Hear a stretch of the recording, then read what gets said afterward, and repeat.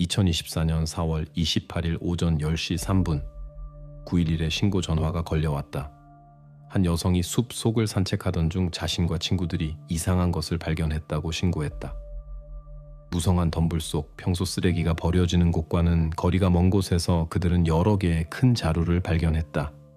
이것은 즉시 의심을 불러일으켰다. 자루들은 누군가가 의도적으로 남겨둔 것처럼 놓여 있었다. 시간을 낭비하지 않고 일행은 경찰에 신고했다. 첫 번째 경찰관들이 현장에 도착했을 때 그들을 맞이한 것은 단순한 쓰레기 더미가 아니었다. 자루들은 예상대로 평범한 쓰레기와는 전혀 관련이 없는 것으로 채워져 있었다. 처음에 경찰관들은 이것이 부주의하게 버려진 무언가의 잔해일 수도 있다고 생각했다. 하지만 곧 자루를 열어본 후 상황이 바뀌었다. 자루 안에는 인간의 신체 일부가 들어 있었다. 모든 것이 상상할 수 없을 정도로 정교하게 포장되어 있었는데 마치 누군가가 의도적으로 흔적을 숨기고 자신의 행동을 최대한 숨기려고 한 것 같았다. 이것은 우연한 발견이 아니었다. 우리 앞에 특별한 주의가 필요한 범죄가 있다는 것이 분명해졌다. 경찰은 즉시 이것이 우발적인 범죄가 아니며 즉흥적인 행위도 아니라는 것을 이해했다. 의혹은 강해졌고 질문들도 늘어났다. 이것은 누구의 유해인가? 그리고 누가 이렇게 철저하게 처리할 수 있었는가? 목적은 무엇이었고 이 모든 것이 무엇을 의미하는가? 세부 사항을 살펴보면서 전문가들은 절단이 외과적 정밀도로 수행되었다고 지적했다. 이상한 정교함은 즉시 이것이 평범한 범죄가 아니라 더 깊은 접근이 필요한 사건임을 보여주었다. 이것은 우연히 잔혹한 조치가 필요한 상황에 처한 사람이 아니었다. 이것은 자신이 무엇을 하고 있는지 이해하는 누군가였다. 그러나 이 사람이 누구였고 왜 모든 것을 정확히 이렇게 했는가? 이러한 질문들에 대한 답은 아직 없었다. 그리고 바로 이 순간부터 수사는 새롭고 더 복잡한 단계로 접어들었다. 비극적인 발견 6주 전 포틀랜드 교회에서 모든 것이 평상시와 같았다. 집들이 서로 적당한 거리를 두고 서 있고 잔디밭이 항상 완벽하게 손질되어 있는 가장 조용하고 아름다운 지역 중 하나에서 밀러 가족은 모든 사람의 모범이었다. 아이언 마운틴대로의 넓은 집은 거리의 자랑이었고 그들의 삶에는 격동의 여지가 없었다. 데이비드는 도시 최고의 전문가 중 한 명으로 명성을 얻은 성공적인 치과 의사였고 항상 주목의 중심에 있었다. 그의 환자들은 지역사회 상류층이라고 불릴 수 있는 사람들이었다. 그는 말을 잘하고 신뢰를 얻는 방법을 아는 사람이었다. 그의 아내 셰런은 완전히 가족에게 헌신했다. 집안일 돌보기, 일처리의 질서, 그리고 항상 갓 구운 파이 냄새가 나는 주방. 매혹적인 생활 방식이었다. 완벽한 부부, 완벽한 가족, 교과서대로의 모든 것. 이웃들은 그들이 얼마나 멋지게 살고 있는지에 대해 말하지 않을 수 없었다. 이것은 거의 광고용 그림이었다. 들어오면 평온하고 번영하는 존재의 모습을 눈앞에서 볼 수 있었다.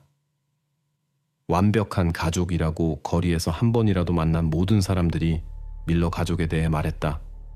그들의 모든 다툼과 문제는 닫힌 문 뒤에 남겨진 것 같았다. 그들의 외관 뒤에는 견고하고 성공적인 가족이 있었는데 모든 사람의 의견으로는 그렇게 무섭고 설명할 수 없는 것과 마주칠 수 없었을 것이다. 하지만 누군가가 그들의 집을 더 자세히 들여다본다면 완벽한 그림이 항상 현실을 반영하는 것은 아니라는 것을 보았을 것이다. 이 가족의 중심에는 올리비아가 있었다. 17세, 부모의 자랑, 음악대회 우승자, 줄리어드에서의 미래를 꿈꾸던 그녀는 그들이 모든 희망을 걸고 있는 존재였다. 올리비아는 단순히 재능 있는 소녀가 아니었다. 그녀는 부모가 그렇게 기대했던 성공의 화신이었다. 그녀의 음악에, 그녀의 끈기에, 그녀의 거대한 꿈에 세계에서 가장 권위 있는 음악 아카데미 중 하나가 되는 것, 그녀의 모든 공연이 밝은 미래를 향한 한 걸음이었다. 그녀는 그런 열정으로 바이올린을 연주해서 모든 화음이 단순한 멜로디의 연주가 아니라 전체 운명의 실행인 것 같았다. 셰런과 데이비드에게 이것은 단순히 딸이 아니었다. 이것은 프로젝트였고 이것은 그들이 살고 일하는 목표였다. 그녀는 줄리어드에 입학해야 했고 유명한 바이올리니스트가 되어야 했다. 올리비아의 삶에 있던 모든 것이 그녀를 이것으로 이끌어야 했다. 그리고 2024년 3월 12일 그들이 기다리던 일이 일어났다. 뉴욕에서 온 편지. 처음에는 평범한 편지처럼 보였지만 올리비아에게는 훨씬 더 많은 것을 의미했다. 그것은 세계에서 가장 유명한 교육기관 중 하나의 문장과 함께 도착했다. 셰런은 봉투를 열 때 감정을 겨우 억제할 수 있었다. 그리고 딸이 줄리어드에 합격했다는 것을 읽었을 때 그 순간 밀러 가족의 꿈이 이루어진 것 같았다. 모든 것이 계획대로 진행되고 있었다. 그들은 그렇게 추구했던 정상에 도달했다. 올리비아에게 이것은 승리였고 그녀의 노력과 작업의 정점이었으며 그녀의 오랜 인정이었다. 하지만 그녀에게 이것은 단순한 승리가 아니었다. 이것은 더 큰 무언가의 시작이었다. 셰런에게 이것은 자랑의 순간이었지만 동시에 무서운 깨달음의 순간이기도 했다. 딸은 집을 떠나 다른 도시로 가서 새로운 삶을 시작할 준비가 되어 있었고 이것은 그들의 세계가 파괴될 수 있음을 의미했다. 이것은 큰 분열의 시작이었다. 어머니에게 이것은 성공뿐만 아니라 상실을 의미했다. 통제의 상실, 그녀가 이 모든 해 동안 그렇게 소중히 구축했던 그 연결의 상실. 올리비아의 성공은 더 큰 무언가의 출발점이 되었다. 두 세계의 충돌, 하나는 희망과 계획으로 가득 차고 다른 하나는 실망의 여지가 없는. 줄리어드에 대한 꿈은 성공일 뿐만 아니라 더 이상 되돌릴 수 없는 변화들의 촉매가 되었다. 그날 3월 12일은 핵심적이었다. 이것은 무언가의 종지부를 찍었지만 무서운 무언가를 위한 문을 연 사건이었다. 그리고 다음에 무슨 일이 일어날지는 조금 후에 알게 될 것이다. 2024년 3월 16일 올리비아가 집에 돌아와야 했던 다음 날 그녀의 엄마 셰런이 911에 전화를 걸었다. 그녀의 목소리에는 걱정이 들렸지만 무언가 이상한 평온함도 있었는데 마치 그녀 자신도 아직 무슨 일이 일어났는지 깨닫지 못한 것 같았다. 내 딸이 집에 돌아오지 않았어요 라고 그녀가 실종을 신고할 때 말했다. 어떤 어머니에게든 이것은 단순히 불안한 신호일 수 있지만 셰런에게 이 전화는 훨씬 더 무서운 무언가의 시작이 되었다. 경찰은 즉시 수사를 위해 순찰차를 보냈다. 공식적으로 이것은 평범한 실종 사건이었고 매주 경찰에 접수되는 전형적인 신고였다.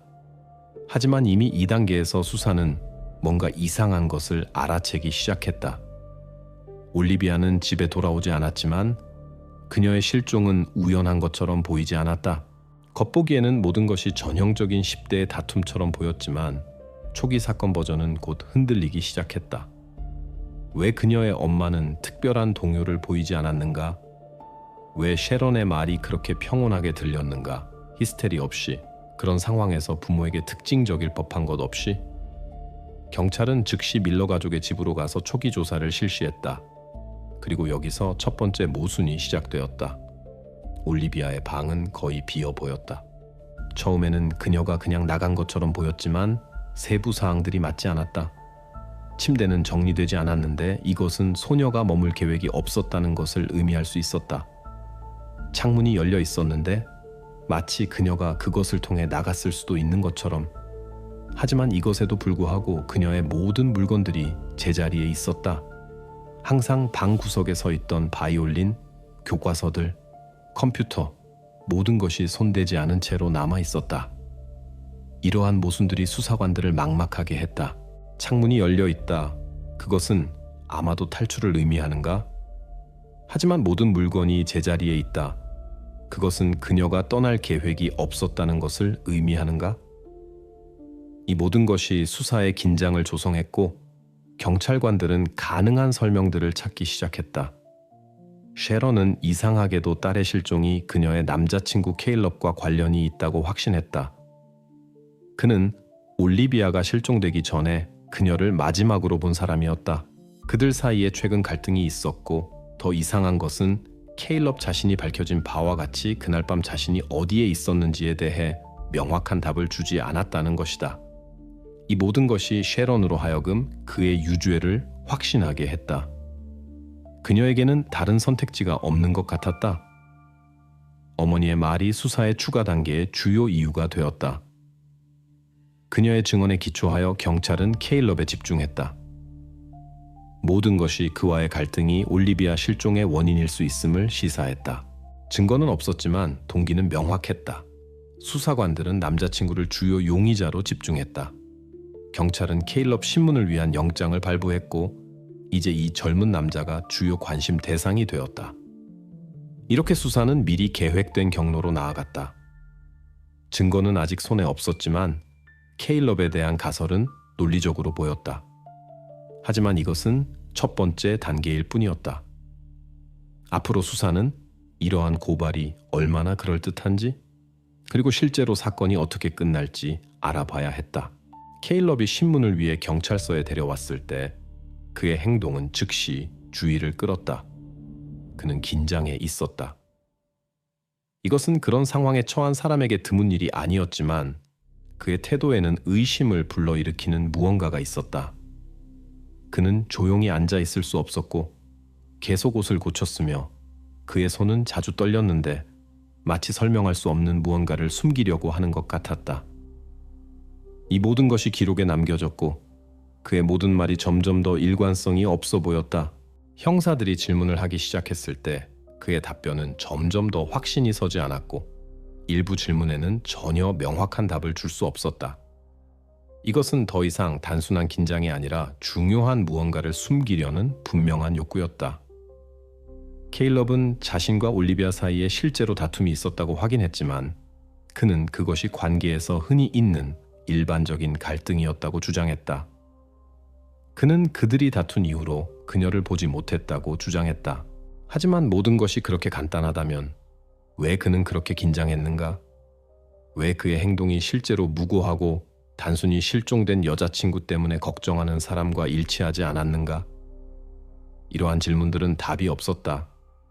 형사들이 세부 사항을 더 깊이 파고들기 시작했을 때 그들 중 한 명이 마지막에 올리비아와 무엇에 대해 메시지를 주고받았는지 물었다. 이 질문에 케일럽은 회피적으로 답했다. 정확히 기억나지 않아요. 직접적인 답을 피하려는 그의 시도는 의심스러워 보였다. 보통 숨길 것이 없는 사람들은 마지막 메시지 교환에서 무엇이 논의되었는지 문제없이 기억할 수 있다. 하지만 케일럽에게는 그들의 대화의 일반적인 내용조차 제공하기가 어려웠다. 이것은 그의 이미 이상한 행동에 또 다른 요소를 추가했다. 그의 답변이 논리와 일치하지 않을수록 수사의 의심스러운 시선은 더 강해졌다. 그의 회피적인 답변 후에 형사들은 그의 전화를 확인하기로 결정했다. 그리고 여기서 중요한 세부 사항이 밝혀졌다. 올리비아와의 메시지 교환이 완전히 삭제되어 있었다. 개별 메시지만 삭제된 것이 아니라 그들의 소통 기록 전체가 사라진 것이다. 케일럽은 이것을 기술적 오류나 우발적 실수로 설명하려고 했지만 사실은 사실로 남았다. 이것은 정보를 파괴하는 의도적인 단계였다. 정확히 그런 행동이 중요한 증거를 숨기려고 시도하는 사람을 나타낼 수 있었고 이것이 수사 과정을 바꿀 수 있었다. 메시지 삭제가 중요한 증거가 되었다. 이 행동은 케일럽이 무언가를 숨기려고 한다는 의심의 여지를 남기지 않았다. 중요한 것은 만약 숨길 이유가 없었다면 그는 이러한 데이터를 쉽게 보존할 수 있었다는 것이다. 결국 메시지 교환은 그날 실제로 무슨 일이 일어났는지 그리고 올리비아가 집에 돌아오지 않은 이유를 알아내는 데 도움이 될 수 있었다. 그런 데이터를 삭제하는 것은 흔적을 파괴하고 경찰이 진실을 알지 못하게 하려는 시도로 보였다. 수사는 이 사실을 무시할 수 없었다. 메시지 교환 삭제가 케일럽이 단순히 긴장하고 화가 난 것이 아니라 올리비아의 실종과 어떤 관련이 있을 수 있다는 명백한 징후가 되었다. 이후의 수사관들은 의심의 여지가 없었다. 그가 주요 용의자였다. 그에게는 동기가 있었다. 올리비아와의 다툼, 그리고 이제 그는 증거를 파괴하고 있었는데 이것도 가중 사유였다.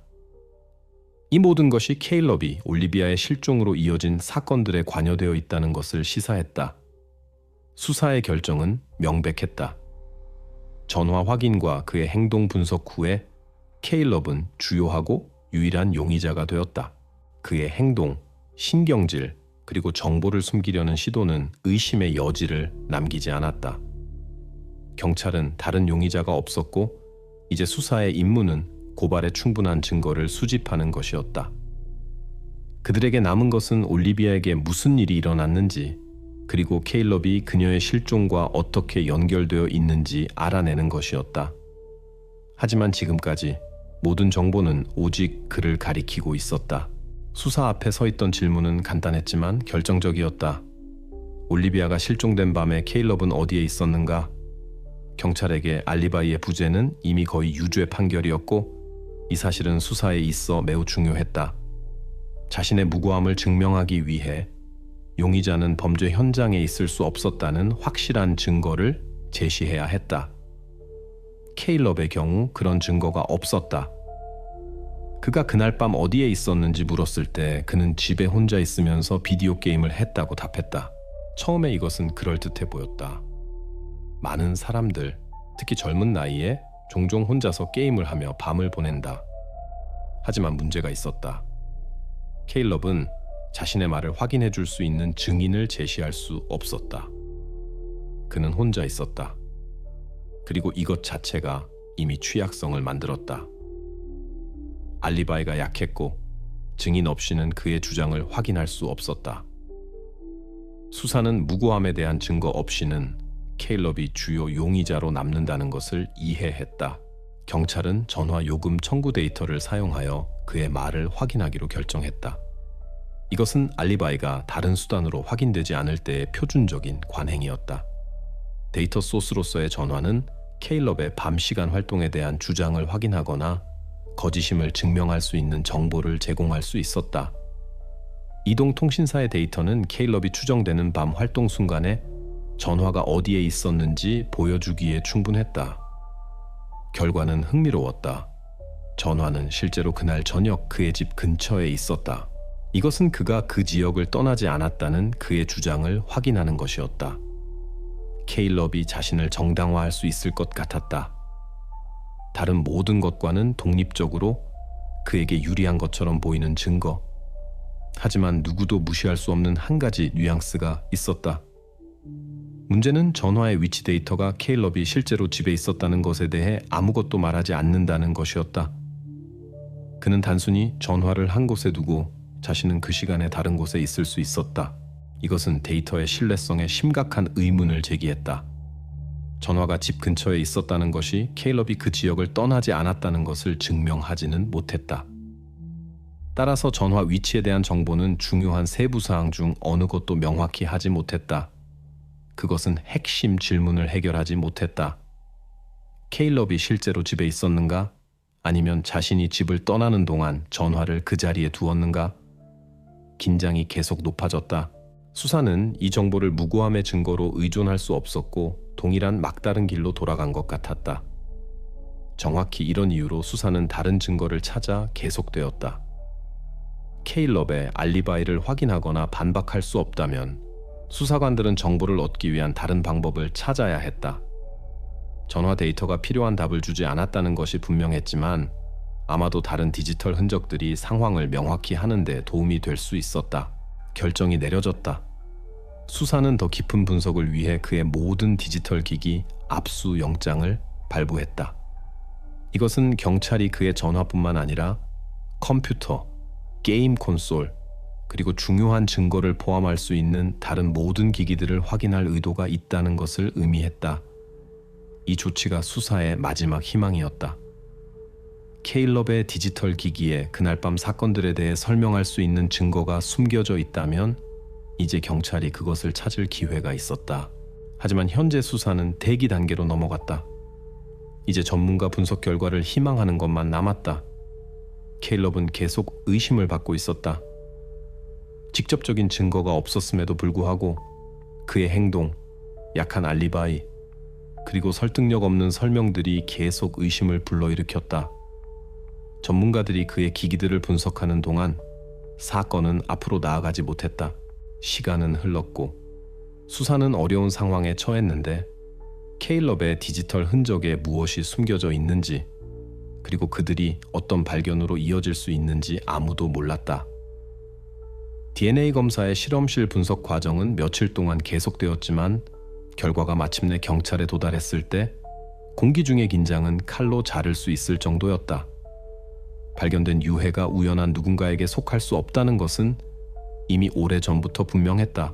그것들은 신중하게 숨겨져 있었고 우발적이거나 즉흥적인 행동의 결과일 가능성이 낮을 정도의 정밀함으로 절단되어 있었다. 하지만 이것들이 누구의 유해인가? 모든 사람이 그렇게 오랫동안 기다리고 있던 답이 공식 결론의 형태로 왔다. 경찰은 올리비아의 부모로부터 채취한 샘플과 DNA를 대조하기 시작했다. 이 과정은 표준 절차였지만 수사의 모든 참가자들에게 이것은 훨씬 더 많은 것을 의미했다. 이전의 모든 추측을 최종적으로 확인하거나 반박할 수 있는 순간, 매 시간마다 기다림은 점점 더 참을 수 없게 되었다. 의심의 여지가 없었다. 이제 모든 것은 유전적 샘플이 일치하는지 여부에 달려 있었다. 실험실 결과를 받았을 때 그들은 최악의 것을 확인해 주었다. 100% 일치. 숲에서 발견된 유해는 올리비아 밀러에게 속한 것이었다. 경찰에게 이것은 진실의 순간이었고 그녀의 가족에게는 믿을 수 없는 비극이었다. 피해자의 이름이 알려지게 되었고 이것은 사건을 그 어느 때보다 개인적으로 만들었다. 실종은 더 이상 수수께끼가 아니었다. 이제 수사는 완전히 다른 방향으로 전환되었다. 피해자의 신원이 공식적으로 확인됨에 따라 사건은 실종에서 살인으로 재분류되었다. 이것은 수사가 완전히 새로운 단계로 넘어갈 수 있다는 것을 의미했다. 더 심각하고 훨씬 더 큰 결과를 가져올. 수사 상태가 바뀌었고 이와 함께 새로운 압박이 왔다. 이제 단순히 실종된 사람을 찾는 것이 아니라 누가 왜 살인을 저질렀는지 알아내야 했다. 형사들은 이전 수사와 관련된 모든 자료를 신중하게 재검토하기 시작했고 이미 새로운 정보와 함께 검시관 보고서 분석을 시작했다.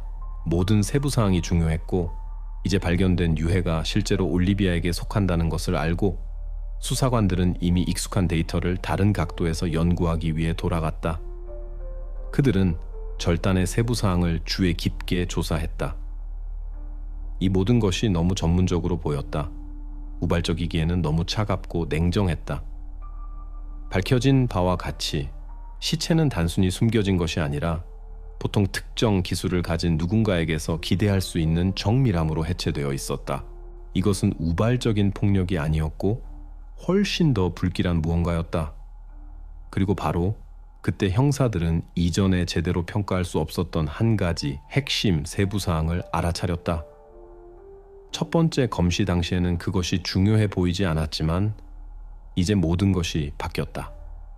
절단이 전문적 정밀함으로 수행되었다. 이것은 단순한 폭력이 아니라 정확히 외과적 분리였다. 그런 기술, 절단에서의 그런 차분함, 이것은 수사에서 가정된 것처럼 충동적인 10대의 행동이 아니었다. 이것은 매우 경험이 많은 사람, 아마도 의학 교육을 받은 사람의 손에 의한 일일 수 있었다. 이 세부 사항을 단순히 무시하기에는 너무 많은 질문이 주변에서 발생했다. 이 정보는 케일럽의 이미지와 맞지 않았다. 그가 실종의 원인일 수 있다고 모든 사람이 생각했던 남자는 그런 일에서 차분하지도 전문적이지도 않았다. 그는 젊고 충동적이고 질투심이 많았다. 일어난 일에 대한 그의 반응, 그의 신경질과 회피적인 답변들은 절단에서 보여진 그런 수준의 냉정함과 조화될 수 없었다. 그래서 케일럽과 같은 평범한 10대가 그런 행위를 저지를 수 있었을까? 점점 더 많은 사람들이 이 버전의 가능성에 의문을 제기하기 시작했다. 이제 수사는 새로운 모순에 직면했다. 그의 행동에 기반한 살인자의 프로필이 용의자의 프로필과 일치하지 않았다. 케일럽은 감정적이고 심지어 성급할 수 있었지만 그는 분명히 그렇게 냉정하고 전문적으로 시체를 처리할 수 있는 사람이 아니었다. 이 세부 사항이 현재 수사 버전 전체를 의문에 붙였다. 모든 수사 기간 동안 처음으로 케일럽이 유죄라는 버전이 균열을 보이기 시작했다. 수사는 모든 결론을 재검토하고 올리비아에게 무슨 일이 일어났는지 설명할 수 있는 새로운 버전들을 찾아야 했다. 따라서 새로운 발견이 전체 수사 라인을 의문에 붙였고 형사들로 하여금 새로운 경로와 버전들을 찾게 했다. 그리고 이것은 수사의 새로운 단계의 시작일 뿐이었다. 비극에 대해 공식적으로 알려진 후 셰런 밀러는 적극적으로 인터뷰를 시작했고 미디어 출연에 참여했다. 대부분의 시청자들에게 그녀의 행동은 상실 후에 답과 정의를 찾으려고 노력하는 부모에게 완전히 정상적인 것처럼 보였다. 이것은 진심으로 고통받는 사람의 행동이었고 그런 상황에서 행동하는 것이 관례인 것에서 특별한 일탈은 없었다. 그녀의 눈에서 고통을 볼 수 있었고 그녀의 말은 도움을 요청하는 외침처럼 들렸다. 그녀는 카메라 앞에 나서서 정의를 요구하고 누군가가 딸에게 무슨 일이 일어났는지에 대한 오랫동안 기다려온 답을 가져다 주기를 바라고 있었다. 그러나 이 전체 과정을 주의 깊게 지켜본 형사 중 한 명이 뭔가 이상한 것을 알아차렸다. 그는 그녀의 행동을 연극적이라고 묘사했다. 이것은 명백한 거짓은 아니었지만 작은 세부 사항들이 셰런의 감정이 대중을 위해 부풀려진 것 같은 인상을 만들었다. 그녀는 분명히 고통받고 있었지만 그녀의 반응에는 비극의 깊이와 일치하지 않는 부자연스러운 무언가가 있었다. 그녀의 말하는 방식이나 갑작스러운 톤의 변화와 같은 것들이 형사를 경계하게 만들었다. 이것이 반드시 유죄의 증거는 아니었지만 추가 생각의 이유가 되었다. 이제 수사관들에게 떠오른 질문, 그녀의 슬픔이 얼마나 진짜였는가? 아니면 카메라를 위한 연기가 아니었는가? 그녀가 더 많은 동정을 불러일으키고 가능한 숨겨진 동기들로부터 주의를 돌리기 위해 대중에게 필요한 이미지를 만들려고 하지 않았는가? 이 질문이 수사의 새로운 단계의 핵심이 되었고 이제 그녀의 모든 행동, 심지어 가장 사소한 것들도 의문시되기 시작했다. 그녀의 모든 제스처, 모든 말이 이제 이 외적인 슬픔의 표현 뒤에 무엇이 숨겨져 있을 수 있는가의 관점에서 평가되었다. 수사는 올리비아의 시체가 확인되었다는 것이 알려지기 전에 만들어진 셰런의 텔레비전 호소들을 주목하지 않고 지나칠 수 없었다. 이 녹화들은 신중하게 재검토되었고 이것이 필요했다. 어머니가 불확실성의 순간에 어떻게 행동할 수 있었는지 이해하기 위해서였다. 이것은 단순히 그녀의 말의 분석이 아니라 그녀의 행동과 반응에 대한 진정한 수사였다. 경찰은 그녀의 연설을 연구하기 시작했고 가장 작은 불일치라도 찾으려고 했다. 그리고 바로 여기서 수사관들의 주의를 끈 한 가지 이상한 세부 사항이 있었다. 그녀의 호소에서 셰런은 자신의 딸에 대해 말할 때 여러 번 과거 시제를 사용했다. 그녀는 했다. 이것은 자신의 가족이 살아서 돌아오기를 여전히 희망하는 사람에게는 절대적으로 특징적이지 않았다. 그런 상황에서 사람들은 일반적으로 실종된 사람에 대해 현재 시제로 말한다. 그녀는 돌아올 것이다. 나는 그녀를 기다리고 있다. 하지만 셰런은 마치 딸이 이미 돌아오지 않을 것을 알고 있는 것처럼 말했다. 이 작은 언어적 표지가 수색의 심각한 경고 신호가 되었다. 그런 시제 선택은 공식적인 확인이 없음에도 불구하고 셰런이 이미 비극적 사실을 받아들였다는 것을 증명할 수 있었다. 대부분의 사람들이 단순히 알아차리지 못할 수 있는 그런 사소한 것이 수사의 중요한 요소가 되었다. 본질적으로 그녀의 행동, 그녀의 말들, 그리고 생각을 표현하는 방식이 방금 가족의 실종을 경험한 어머니의 행동과 일치하지 않았다. 이것은 최선을 희망하는 부모가 정상적인 상황에서 행동해야 하는 방식과 일치하지 않았다. 이 순간이 수사로 하여금 셰런에 대한 태도를 재고하게 했다. 이제 그녀의 행동들이 다른 관점에서 보이기 시작했다. 수사 기록의 공식적인 결론은 명확했다. 그녀의 행동이 자녀의 실종을 경험하는 부모가 행동해야 하는 방식과 일치하지 않았다. 이것은 형사들에게 심각한 신호였고 그들은 앞으로 나아가기로 결정했으며 그녀의 개성과 과거를 확인했다. 그리고 바로 여기서 여전히 최근까지 케일럽에 집중되어 있던 수사가 새로운 방향을 얻었다. 이제 수사의 주의가 셰런에게 전환되었다. 그녀의 삶, 그녀의 행동들, 그녀의 연결들이 이제 현미경해서 확인되어야 했다. 결국 만약 이전에 그녀가 단순히 슬퍼하는 어머니였다면 이제 그녀는 수사에 관심 있는 인물로 변했다. 경찰이 그녀의 개인사를 깊이 파고들기로 결정한 순간 그녀는 더 이상 단순한 피해자가 아니라 가능한 용의자가 되었다. 이와 동시에 수사는 주요 용의자인 케일럽을 잊지 않았다. 지금까지 수사는 두 방향으로 진행되었다. 공식적으로 기술을 가진 살인자 찾기, 그리고 비공식적으로 셰런 확인. 이 모든 것이 많은 질문들을 만들어냈다. 과연 누가 올리비아의 실종 뒤에 있었는가? 셰런인가? 케일럽인가? 수사의 새로운 단계가 문턱에 있었고 답들은 여전히 찾아지지 않았다. 전문가들이 케일럽의 컴퓨터와 게임 콘솔 분석을 마쳤을 때 수사는 중요한 답을 받을 준비가 되어 있었다.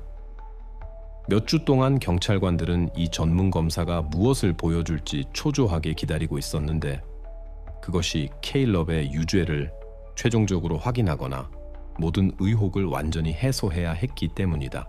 임무는 간단하지 않았다. 일어난 일에 그의 참여를 확인할 수 있는 세부 사항 하나라도 찾는 것. 결과를 받았고 그것들은 즉시 수사의 중요한 이정표가 되었다. 첫 번째 중요한 발견은 케일럽과 올리비아 사이에 복원된 메시지 교환이었다. 분석을 시작하기 전에 모든 사람들은 이 메시지 교환이 범죄의 동기가 될 수 있는 위협과 갈등으로 가득 차 있을 것이라고 예상했다. 하지만 현실은 완전히 달랐다. 복원된 메시지들은 평범한 10대의 다툼, 그 이상도 이하도 아닌 것을 보여주었다.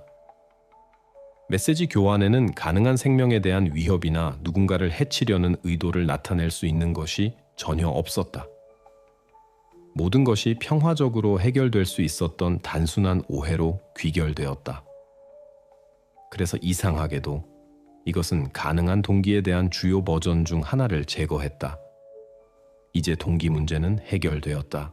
케일럽은 이 다툼 때문에 범죄를 저지를 수 있는 사람이 아니었다. 하지만 남아있던 주요 질문은 그의 알리바이였다. 그는 여전히 이 모든 일이 일어났을 때 자신이 어디에 있었는지 설명할 수 없었다. 의혹은 사라지지 않았고 수사는 이 질문에 답하기 위해 더 나아가야 했다. 따라서 전문가들은 케일럽의 게임 콘솔의 활동 로그를 확인하기 시작했고 그의 행동에 대한 모든 정보가 결정적일 수 있다는 것을 알고 있었다.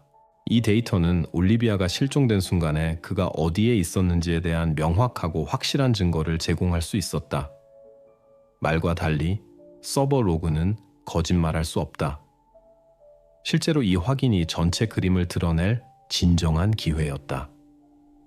전문가들이 분석 결과를 숙지했을 때 그들은 모든 것을 제자리에 놓은 중요한 기록을 발견했다.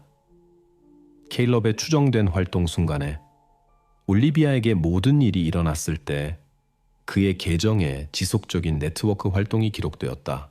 이 기록은 몇 시간 동안 변하지 않은 채로 남아 있었는데 이것은 그가 집에 있으면서 비디오 게임에 참여하고 있었음을 나타냈다. 로그들은 이 시간에 그가 자신의 집이 아닌 어디에도 있을 수 없었다는 것을 확인해 주었다. 이 사실이 결정적이 되었다. 이제 100%의 확신으로 케일럽이 물리적으로 올리비아가 실종된 순간에 그녀 근처에 있을 수 없었다고 말할 수 있었다. 그는 집에 있었고 그의 알리바이는 기술 데이터로 확인되었다. 따라서 케일럽은 범죄와 관련이 없었다. 이 발견으로 수사는 급격한 전환을 했다. 케일럽으로 이어졌던 모든 그 추적이 이제 완전히 차단되었다. 이전 몇 주 동안 축적된 모든 의혹들이 거짓임이 밝혀졌다. 그는 정당화되었고 그에 대한 모든 고발이 철회되었다. 이것은 수색에 무거운 타격이었다. 그들은 주요 용의자가 범죄 현장 근처에도 없었을 가능성이 있는 동안 모든 세부 사항을 확인하면서 몇 주를 보냈다. 실수가 있었고 시간이 잘못된 추적에 낭비되었다. 그리고 이제 수사는 새로운 문제에 직면했다. 그들은 앞으로 나아갈 단 하나의 핵심 단서도 없었다. 따라서 사건은 공식적으로 막다른 길에 도달했다. 이제 수사관들은 처음부터 새로 답을 찾기 시작해야 했다. 하지만 남아있던 질문은 점점 더 불안해졌다. 케일럽이 아니라면 누가 이 모든 것에 대해 책임이 있을 수 있는가? 그리고 그들이 이제 어떻게 진짜 살인자를 찾을 수 있을 것인가? 케일럽이 용의자 목록에서 제외된 후 수사는 막다른 길에 있음을 발견했다. 유망해 보였던 모든 추적들이 노회례로 이어졌고 남은 유일한 증거는 검시관의 보고서였다. 이것은 가장 중요한 세부 사항들이 기록된 마지막 문서였다. 수색에 이것은 일종의 재시작이 되었는데 새로운 답을 줄 수 있는 사실들로 돌아갔기 때문이다. 주목의 중심에 다시 한번 이 모든 시간 동안 수사의 기초가 되었던 문구가 나타났다. 외과적 정밀도.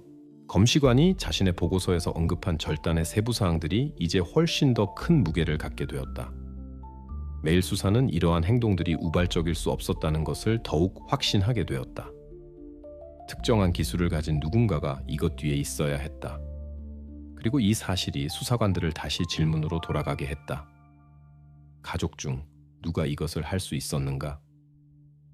첫 번째 후보는 올리비아의 아버지인 데이비드 밀러가 되었다.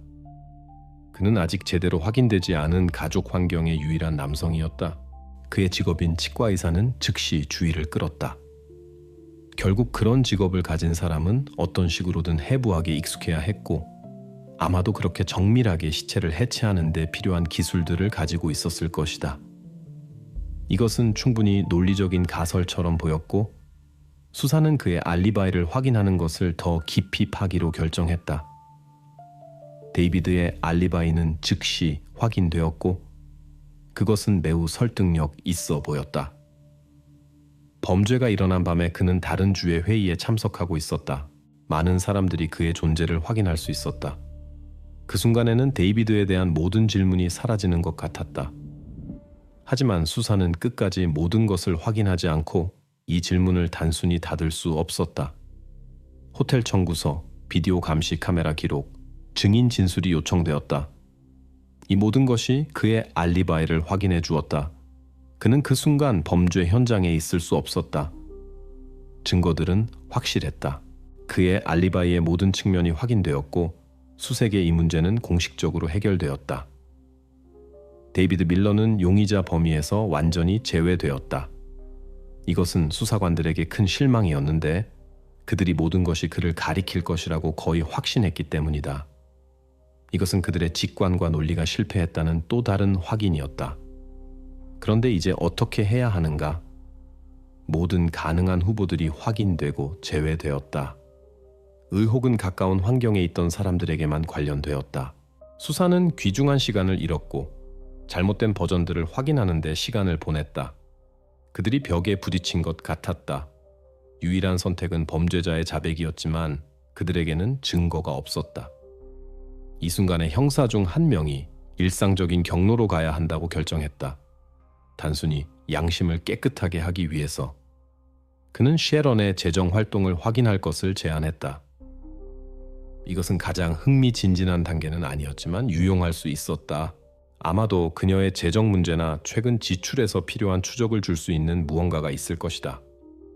이것은 표준적인 수사 행동이었는데 동료들 중 소수만이 중요하다고 여겼지만 예상치 못한 결과를 가져올 수 있었다.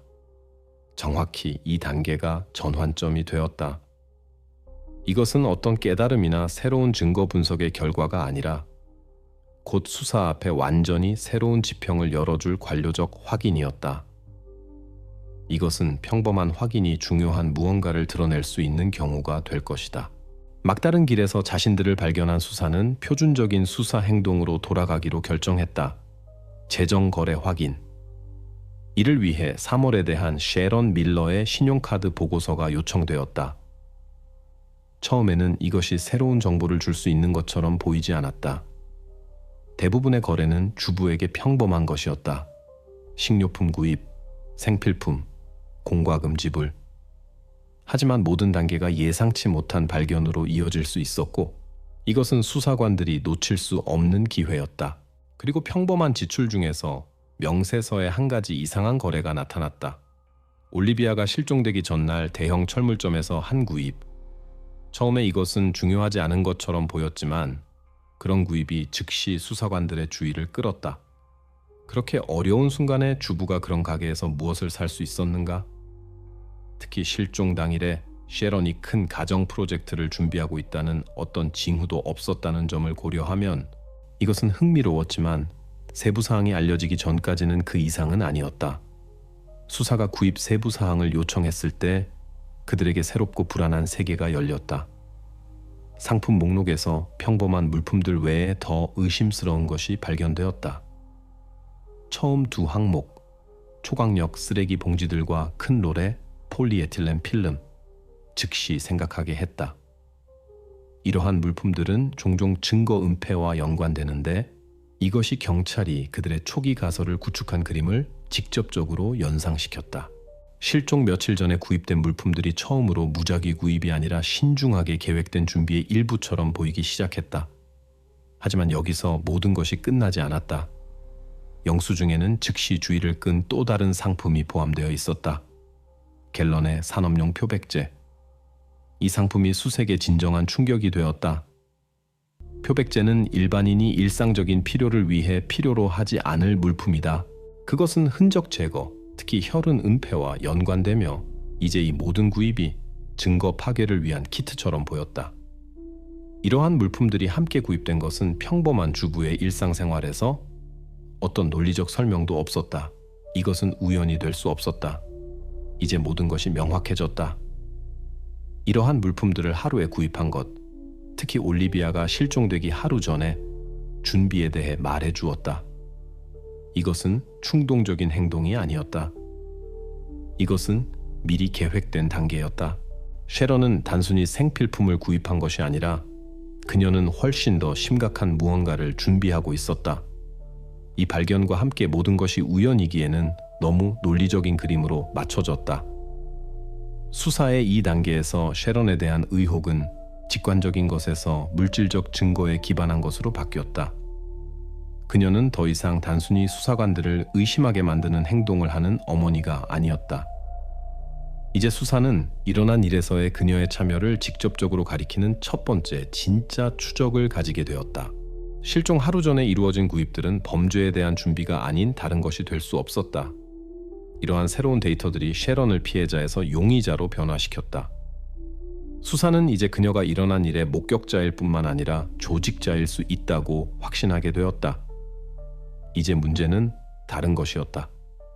그녀가 어디서 그런 기술들을 얻었는가? 이것은 사건의 추가 해결을 위한 새로운 다리가 되었다. 수사는 그러한 정확한 행동을 설명할 수 있는 지식과 경험이 무엇인지 이해해야 했다. 이것은 셰런의 기술과 과거에 대한 질문들이 중심이 되는 새로운 수사를 위한 길을 열었다. 첫눈에 셰런 밀러는 평범한 주부처럼 보였다. 그녀의 삶은 평온했고 가족과 집에 대한 보살핌으로 가득 차 있었다. 하지만 최근 밝혀진 데이터와 올리비아가 실종되기 전날에 이루어진 이상한 구입들이 수사로 하여금 그녀의 과거에 주목하게 했다. 그녀가 데이비드 밀러와 결혼하기 전에 누구였는가? 그녀의 삶에 어떤 숨겨진 면들이 시체 절단에서 나타난 그런 기술 세트를 설명할 수 있는가? 이러한 질문들이 수사관들을 괴롭혔고 그들은 해답이 그녀의 과거에 있을 수 있다고 결정했다. 형사들은 혹시 셰런의 과거에 그녀의 지식과 기술을 설명할 수 있는 무언가가 숨겨져 있는지 대학 기록을 요청했다. 곧 오레곤 주립대학교에서 답변이 왔고 그와 함께 충격적인 정보가 왔다. 데이비드를 만나기 전에 셰런은 아담스라는 처녀성을 가지고 있었고 수의학과에서 공부했다는 것이 밝혀졌다. 이것은 그녀가 의학과 관련된 지식을 가지고 있었다는 첫 번째 심각한 확인이었다. 하지만 이것은 시작일 뿐이었다. 수사관들이 그녀의 학업 기록을 계속 연구하면서 그녀의 전문 분야가 외과였다는 것을 곧 알게 되었다. 셰런은 범죄자의 외과적 정밀도 행동을 충분히 설명할 수 있는 정밀성과 지식을 요구하는 것을 공부했다. 하지만 더욱 놀라운 것은 그녀가 미래의 남편인 데이비드를 만나자마자 2년 후에 학업을 중단했다는 것이었다. 이 작은 상황이 증거 체인에서 중요한 연결고리가 되었다. 이제 이 모든 것이 합쳐졌을 때 분명해졌다. 셰런이 학업 중에 얻은 기술들은 잊혀질 수 없었다. 외과는 완료되지 않았지만 그녀의 지식과 정확하게 행동하는 능력의 흔적을 남겼는데 이것은 물리적뿐만 아니라 심리적 준비도 요구했다. 이러한 기술들은 그런 차갑고 냉정한 접근으로 절단을 수행하는 데 완벽하게 적합했다. 그리고 이제 이 사실이 그녀를 평범한 어머니에서 범죄 조직자 역할의 첫 번째 후보로 변화시켰다. 동기도 명확했다. 질투와 통제력 상실에 대한 두려움. 올리비아는 독립을 추구하는 독립적인 개성이었고 그녀의 음악에서의 성공과 다른 도시에서 공부하기 위해 집을 떠나려는 의도는 셰런에게 그녀의 삶과 남편과의 관계에 대한 위협으로 인식될 수 있었다. 이것은 단순히 딸을 잃는 것에 대한 두려움이 아니라 그녀의 전체 삶, 완벽한 가족이라는 프로젝트가 파괴될 수 있다는 두려움이었다. 이제 수사는 완전한 그림을 구성할 수 있었다. 동기, 올리비아의 삶에 대한 통제를 유지하려는 욕구, 수단, 범죄 실행을 준비한 구입들, 그리고 독특한 기술들, 그녀에게 계획된 것을 실현하는 데 필요한 지식과 기술을 제공한 의학 교육. 이 모든 것이 이제 통합되고 설득력 있는 공식으로 맞춰졌다. 얻어진 정보에 기반하여 수사는 행동하기로 결정했다. 특수수단을 사용한 밀러 가족집 수색 영장을 위한 서류들이 준비되었다. 이것은 새로운 증거를 제공할 뿐만 아니라 물리적 증거에 대한 접근을 수색에 열어줄 결정적인 단계였다. 작전이 준비되고 있었고 이제 경찰이 이 끔찍한 퍼즐의 마지막 조각들이 숨겨져 있을 수 있는 집에 들어가야 할 순간이 왔다. 2024년 5월 10일 수사의 한복판에서 범죄 수사관 그룹이 밀러 가족의 집에 들어갔다. 수색은 법원의 승인을 받았고 이제 사건은 모든 의혹이 해소되고 사실들이 밝혀져야 하는 순간에 이르렀다. 수사관들은 만약 그들이 최소한의 단서라도 찾는다면 이것이 진실로 이끄는 전환점이 될 수 있다는 것을 알고 있었다. 사건 자료에 따르면 가장 중요한 증거가 숨겨져 있을 수 있는 차고에 모든 관심이 집중되었다. 차고는 집의 나머지 부분과 분리되어 있었는데 이것이 범죄 흔적을 은폐하기 위한 이상적인 조건을 제공했다. 경찰서의 신문실은 직원들이 검사를 위한 장비를 준비하기 시작했을 때 비어 있었다. 하지만 몇 분 후 범죄 수사관들은 루미놀을 꺼냈다. 신중하게 씻어진 경우에도 혈흔을 발견할 수 있는 화학 물질. 숨겨진 흔적들을 드러낼 수 있는 루미놀이 마지막 희망이 되었고 모든 수사관들의 시선이 그들이 신중하게 확인하는 표면들에 이 간단한 도구가 어떻게 반응하는지에 집중되었다. 차고에서 수색이 진행되는 동안 경찰서에서는 덜 긴장되지 않은 사건이 일어나고 있었다. 셰런과 데이비드 밀러가 신문용 테이블에 앉아 있었고 그들의 행동은 서로 달랐다. 일어나고 있는 일의 모든 무게를 경험하고 있던 데이비드는 신경질적으로 변명하고 감정적으로 자신의 연관성을 부인하며 일어나고 있는 일을 여전히 믿을 수 없다고 말했다. 그의 말들은 진실하게 들렸지만 매 단어마다 그가 중요한 무언가를 숨기려고 한다는 것이 분명해졌다. 반대로 셰런은 차갑고 말이 없었다. 그녀는 단지 하나의 말만 반복했다. 나는 변호사가 있을 때만 말하겠어요? 그녀의 침묵이 어떤 말보다 더 무서웠다. 그녀는 마치 자신의 무고함에 대해 절대적으로 확신하는 것처럼 보였지만 그녀의 침묵이 수사관들에게 의혹을 불러일으키기 시작했다. 그리고 바로 수사가 사건의 진행을 통제하려고 할 때 가장 중요한 순간에 모든 것을 바꾼 일이 일어났다. 한 형사가 신문실로 들어와서 주임 수사관에게 뭔가를 조용히 말했다. 대화가 절정에 달했던 그 순간에 차고에서 바닥이 파란빛으로 빛났다. 루미놀이 씻어낸 혈흔을 발견한 것이다. 이것은 단순한 증거가 아니라 이 장소에서 뭔가가 일어났다는 확인이었다. 더 이상 의심의 여지가 없었다. 피가 씻어졌지만 흔적이 남아있었다. 이와 동시에 신문실에서 모든 것이 더욱 긴장되었다. 셰런은 이것에 대해 알게 되었지만 자신의 행동을 바꾸지 않았다. 그녀는 차분하게 남아 있었고 그녀의 얼굴은 최소한의 감정도 표현하지 않았다. 수사가 진실을 알아내려고 하는 이 모든 시간 동안 그녀의 침묵이 그녀의 방어였다. 만약 이것이 단순한 우연이었다면 누군가가 자신의 감정을 숨길 수 있었을 것 같지 않다. 그녀의 침묵은 남편이 자신으로부터 의혹을 돌리려고 하는 말들보다 더 위협적으로 보였다. 수사관들은 이제 그들이 다음 단계를 밟기에 충분한 정보를 가지고 있다는 것을 알고 있었다. 그들의 수사 화면에 새롭고 결정적인 순간이 나타났다. 차고에서 압수된 자료와 함께 찍은 현장 사진들이 직접 셰런의 손에 전달되었다. 그녀에게 이 사진들을 제시했을 때 그녀의 얼굴은 움직이지 않았다. 그녀는 죄책감의 징후도 두려움도 보이지 않았다. 조용히 그것들을 받아들이며 그녀는 자신에게 약한 반응조차 허용하지 않았다. 이 침묵이 어떤 답변보다 훨씬 더 많은 것을 말해주었다. 다음 날인 2024년 5월 11일, 셰런 밀러가 체포되어 1급 살인 혐의를 받게 되었다. 이 순간까지 일어난 모든 것이 사건에서 가장 극적인 절정을 위한 준비에 불과했다. 수사가 다음 단계를 완료했고 이제 새로운 장이 시작되었다. 법정에서의 정의를 위한 싸움. 사건이 법정에 이르자마자 셰런의 변호인단은 자신들만의 사건 버전을 준비했다. 변호사는 차고의 혈흔이 우연일 수 있다고 주장했다. 범죄와 관련이 없는 단순한 생활상의 사고. 하지만 수사에는 변호인단이 그렇게 쉽게 반박할 수 없는 한 가지 증거가 있었다. 의혹을 완전히 해소하기 위해 수사관들은 셰런과 유해가 발견된 장소 사이의 직접적인 연관성을 확립해야 한다는 것을 이해했다. 이것은 그녀를 범죄 현장과 연결시키기 위해 중요했다. 이를 위해 수사는 셰런의 SUV에 집중하기로 결정했다. 정확히 이 자동차가 해답의 열쇠가 될 수 있었다. 다른 현대 자동차와 마찬가지로 이 차량은 사람이 그것을 깨닫지 못하더라도 모든 이동을 정확히 기록하는지 PS 내비게이터를 갖추고 있었다.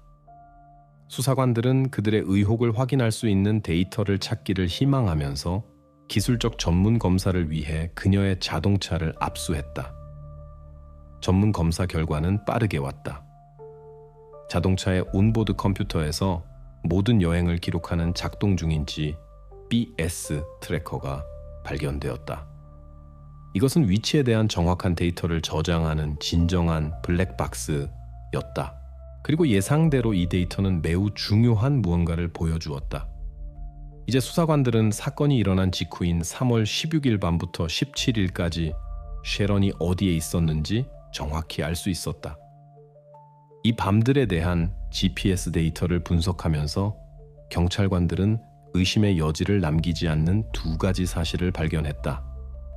이 기간 동안 2번의 동일한 여행이 기록되었음이 밝혀졌다. 두 여행 모두에서 셰런의 자동차 경로는 도시에서 동쪽으로 마운트 후드 국립 산림 방향으로 이어졌다. 이 데이터는 범죄의 지리와 절대적으로 일치했고 이것은 더 이상 우연이 아니었다. 흔적들은 한 장소를 가리켰다. 나중에 유해가 발견된 셀먼 리버 트레일 지역. 이제 수사는 셰런이 범죄가 일어난 장소에 있었다는 100% 증거를 얻었다. 이 데이터는 그들에게 핵심적이었고 이제 셰런과 범죄 은폐 장소 사이의 연관성이 확립되었다. 그녀가 자신을 보호하려고 했던 모든 방어가 그런 반박할 수 없는 증거 앞에서 무력해졌다. 하지만 수사는 여기서 멈추지 않았다. 실수의 어떤 가능성도 배제하기 위해 인근 집들의 감시 카메라 기록을 추가로 확인하기로 결정했다. 이 기록들이 셰런의 여행에 대한 정보의 추가 확인을 제공할 수 있었다. 그리고 인근 집들의 카메라들을 확인하자마자 분명해졌다. 한 카메라에서 3월 16일 새벽 2시에 차고에서 나가는 셰런의 차가 기록되었다. 이것은 GPS 데이터의 모든 이야기에 대한 시각적 확인이 되었다. 이제 모든 것이 제자리에 놓였다. 살인자와 범죄 현장 사이의 연관성이 최종적으로 증명되었다. 변호인단에게는 셰런이 일어난 일과 관련이 없다고 계속 주장할 농어가 거의 남아있지 않았다. 이제 모든 증거가 그녀를 가리키고 있었다. 하지만 한 가지 중요한 질문이 남아있다. 동기.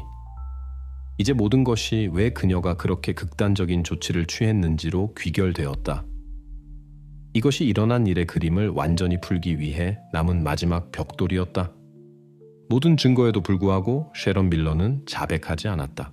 그녀는 계속해서 모든 고발을 거부하며 실종과 그 후에 일어난 사건들과 관련이 없다고 주장했다.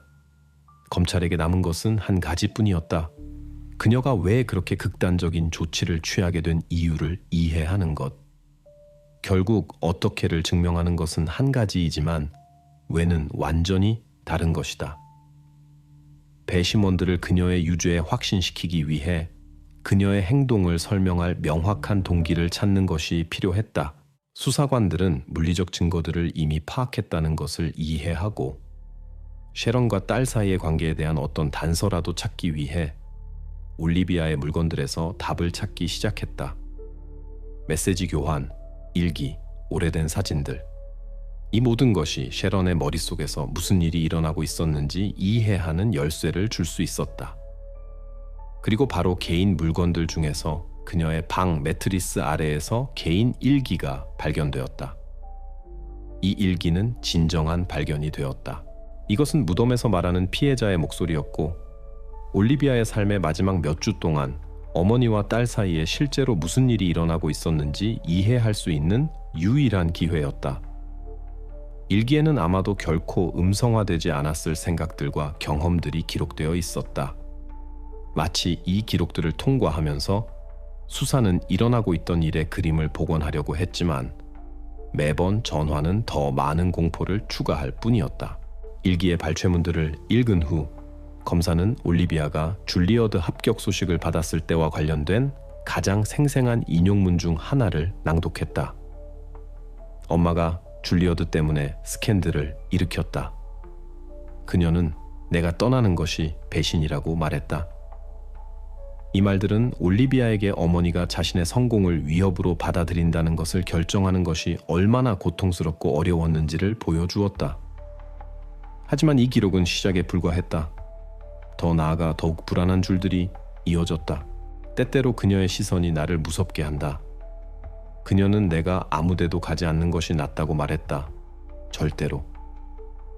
이 말들은 직접적인 위협처럼 들렸다.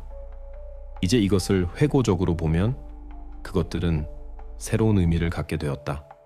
이것은 단순한 상실에 대한 두려움이 아니라 더 깊은 무언가였다. 어머니로 하여금 올리비아의 독립을 향한 모든 걸음을 개인적인 배신으로 받아들이게 한 병리적 애착, 나르시시즘, 그리고 이것이 주요 동기였다. 통제력 상실에 대한 두려움, 딸이 자신을 떠날 것이라는 두려움, 진정한 정신병으로 발전한 두려움. 일기는 이제 이 사건의 핵심 증거가 되었다. 그것은 다른 모든 증거들만큼 중요한 범죄에 대한 명확한 동기를 제공했다. 이 유물, 피해자의 목소리는 법정에 그들이 필요로 했던 것을 제공했다. 범죄에 대한 동기. 셰런의 심리적 초상이 점점 더 명확해졌다. 이것은 어머니와 딸 사이의 단순한 다툼이 아니었다. 이것은 파괴로 이어지는 병리적 두려움이었다. 이 두려움은 통제력을 잃는 것을 허용할 수 없는 나르시시즘적 성격의 특징적이었다. 그리고 자신만의 야망을 가진 밝은 개성인 올리비아는 이 취약한 시스템의 위협이 되었다. 일어난 모든 것은 근거 없는 질투와 두려움의 감정에 의해 야기되었다.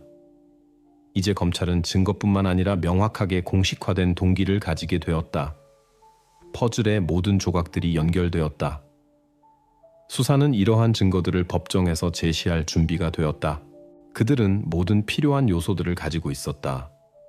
증거, 수단, 기술, 그리고 이제 명백한 동기. 이것은 사건이 마지막 단계에 접근하고 있다는 것을 의미했다. 셰런은 단순한 용의자가 아니라 유죄였고 곧 그녀의 행동이 법정 심리의 대상이 될 것이다.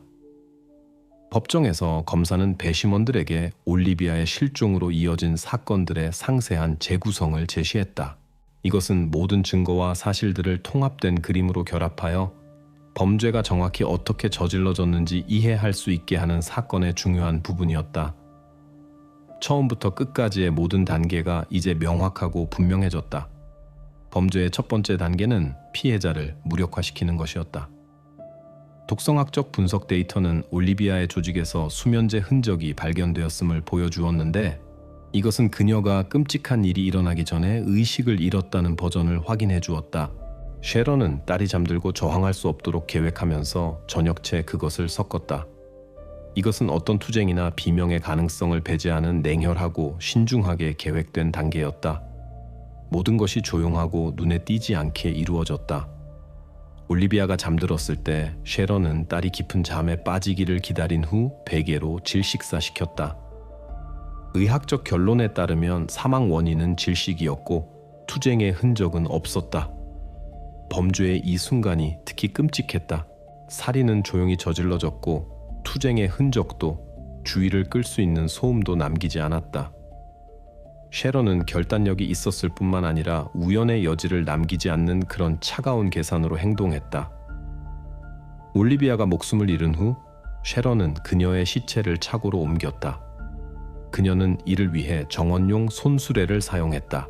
이것은 범죄에 가장 소름 끼치고 일상적인 세부 사항 중 하나였다.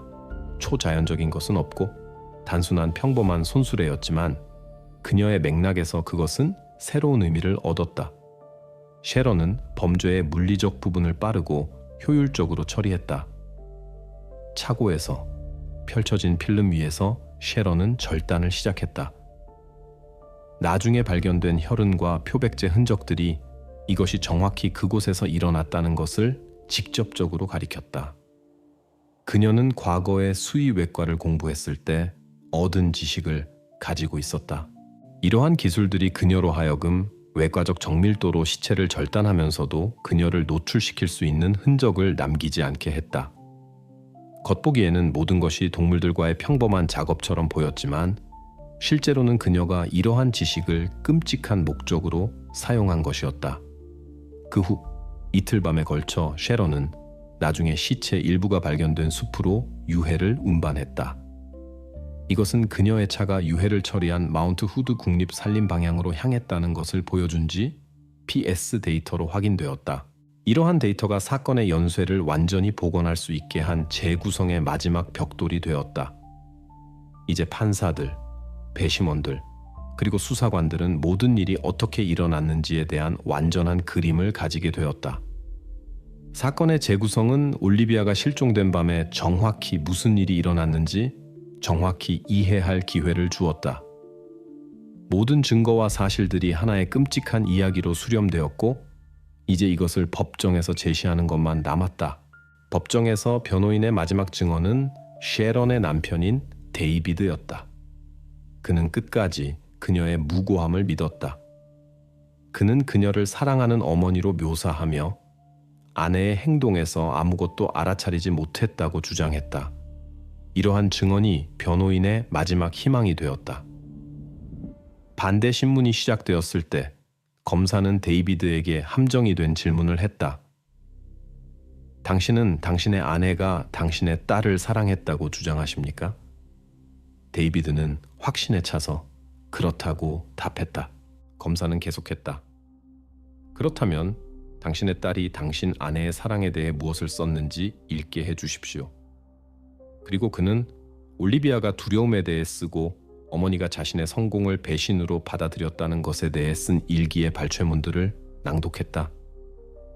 이 순간 데이비드는 말을 잃고 얼굴을 손으로 가리며 울음을 터뜨렸다. 이 순간이 법정 과정의 절정이 되었다. 데이비드는 명백한 진실로부터 자신의 아내를 보호할 수 없었다. 배심원들은 3시간도 안 되는 시간 동안 심의를 위해 퇴장했다. 이것은 명백했다. 결정은 만장일치였다. 2025년 9월 10일 셰런 밀러는 유죄 판결을 받았다. 판사가 판결을 낭독했다. 가석방 없는 종신형 2번. 셰런 밀러는 가석방 없는 종신형 2번을 선고받았다. 법정 심리가 끝났지만 이 이야기의 모든 참가자들에 대한 결과는 계속되었다. 그녀 자신에게는 감옥에서의 삶이 이제 유일한 미래가 될 것이다. 그녀의 남편 데이비드의 운명은 다르게 전개되었다. 판결 선고 후 데이비드는 수년 동안 가족이 살았던 집을 팔고 치과 진료소를 폐쇄했다. 이것들이 새로운 시작을 향한 첫 번째 걸음들이었다. 그는 추억과 거짓으로 가득한 곳에 머물 수 없었다. 이 집과 쉐런과 함께 살았던 이 삶과 너무 많은 것들이 연결되어 있었다. 곧 그는 떠났고 다른 주로 이사하여 과거를 상기시킬 수 있는 모든 사람들과의 모든 연결을 끊었다.